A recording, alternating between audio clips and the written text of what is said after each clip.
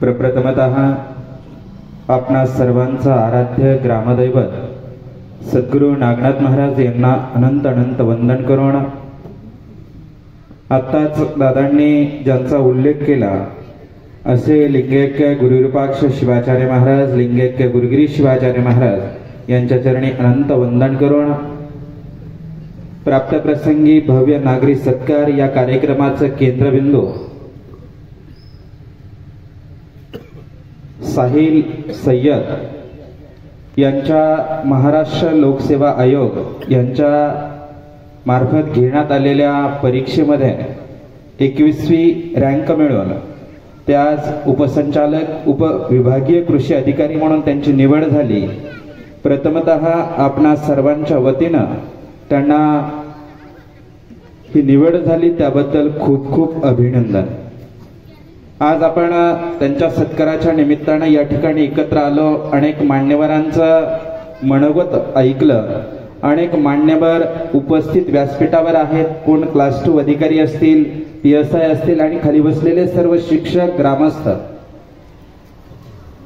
या कार्यक्रमाच्या माध्यमातून आपण फक्त एकच लक्षात घ्या की आतापर्यंत आपल्या गावामध्ये पोलीस, फौजी, आर्मीमध्ये अनेक व्यक्ती गेले, कारण ते जाण्यासाठी त्यांची जी काही शरीर होते, शरीर होतं ते तंदुरुस्त होतं म्हणून ते त्याच्यामध्ये भरती झाले।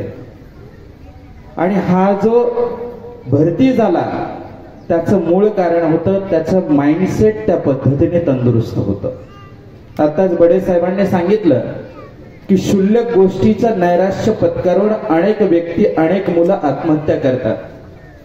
मी आपल्या भागातील सर्व व्यक्तींना एक आव्हान करू इच्छितो की आपल्या भागामध्ये मूलभूत सुविधा प्राप्त अशा शाळा आहेत, शैक्षणिक गरजा भागण्यासाठी आपल्या जवळ तालुक्याच्या ठिकाणं जवळ आहेत।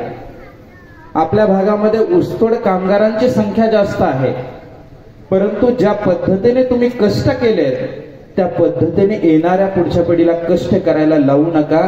आज तुम्ही 2 रुपयाकडे पाहत असाल, परंतु ज्या पद्धतीने साहिलने स्वतःचं नाव सुवर्ण अक्षरामध्ये कोरलंय, मी का म्हणतोय लक्षात घ्या।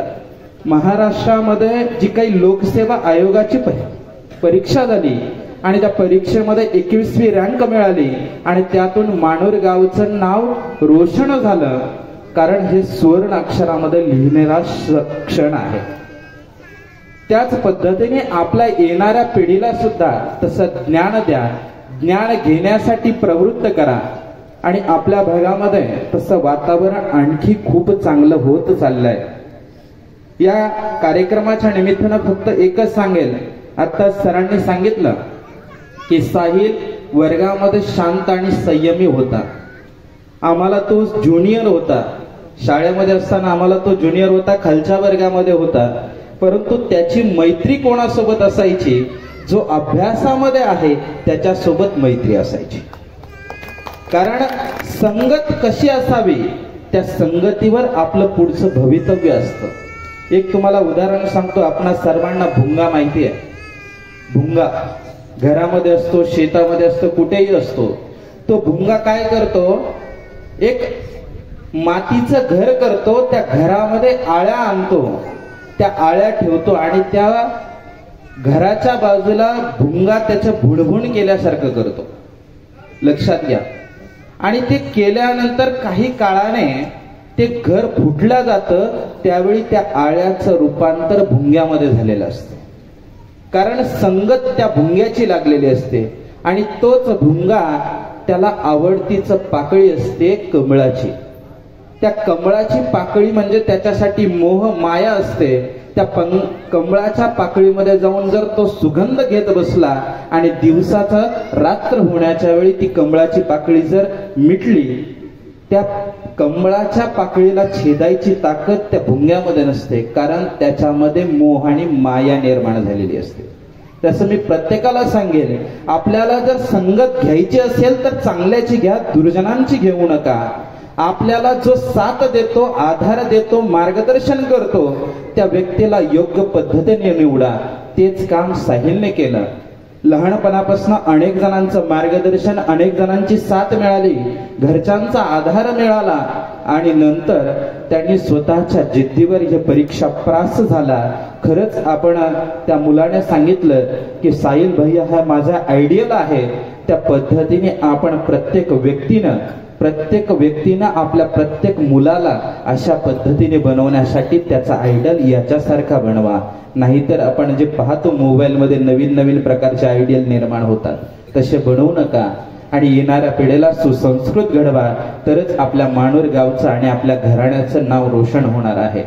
त्यामुळे आजच्या या दिवाळीच्या निमित्तानं आपण सर्वजण एकत्र आला, या सत्काराच्या निमित्तानं एकत्र आला.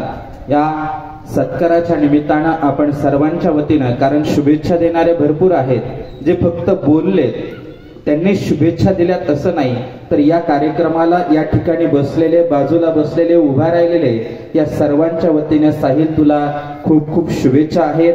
तुझ्याकडनं असंच कार्य घडत राहावं.